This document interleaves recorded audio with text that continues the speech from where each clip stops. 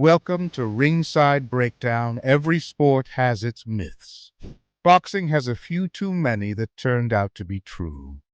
In the 1940s, a win in the ring didn't always mean much. Fixed fights, dive-taking, results decided before the mafia had its hand in nearly all of it.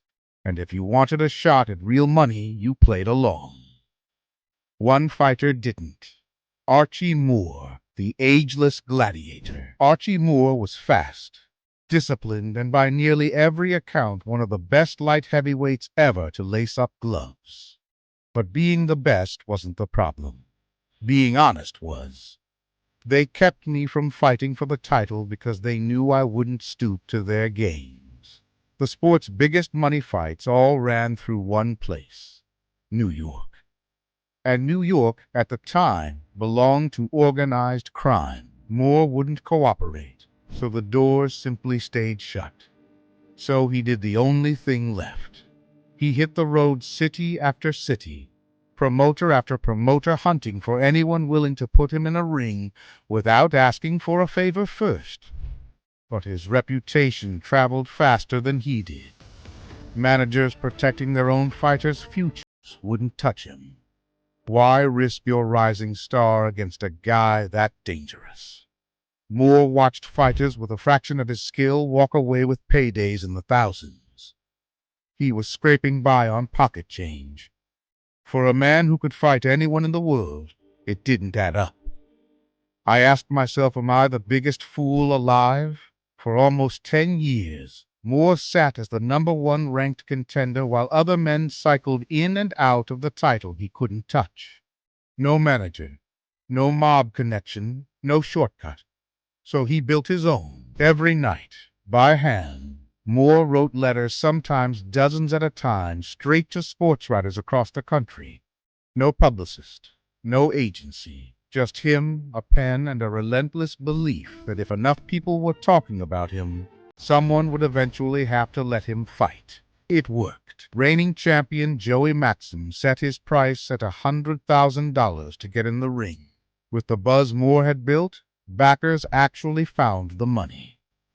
1952. Archie Moore, 39 years old, 17 years into a career most fighters don't survive half of. This was the shot he'd spent a decade fighting for, before he'd even thrown a punch. He won.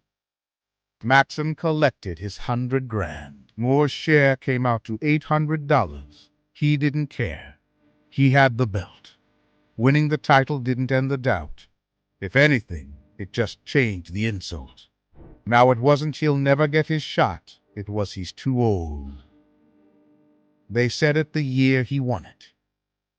They kept saying it for the next decade. Everybody kept calling me washed up. They'd been saying it for 10 years. Moore's answer was brutal roadwork by some accounts. 14 or 15 miles a day just to make sure his body never gave the critics a reason to be right. Eventually, Moore set his sights on the heavyweight throne itself. Rocky Marciano, undefeated, untouchable, and true to form, Moore talked the fight into existence, hyping himself in every interview leading up to it. September 1953. Moore didn't win. Marciano later called it some of the hardest punishment he'd ever handed out in his career. But he also called Moore one of the toughest, gamest fighters he'd ever faced. But if you want to understand who Archie Moore really was, forget the Marciano fight. Look at what happened 6 years later against a young brawler named Ivan Durrell. Moore was 45 years old. In the very first round, Durrell put him down. Then down again. The crowd assumed they were watching the end of a legendary career in real time. Moore didn't see it that way. Round after round, he absorbed everything Durrell threw and kept coming forward. By the 11th round, the crowd's disbelief had turned into something else entirely: awe. Moore stopped him. Got knocked down more times than almost any champion in history that night, and still found a way to win. Fighters who came after him studied his defense like a textbook. Even Joe Louis, one of the greatest heavyweights ever, borrowed moves from Moore late in his own career. Archie Moore retired with more knockouts than any fighter in boxing history and held the light heavyweight title longer than anyone before or since. Both records still stand. I'm Archie Moore. I am a fighter. Nobody handed him a thing. He wrote his way in, fought his way up, and refused again and again to stay down.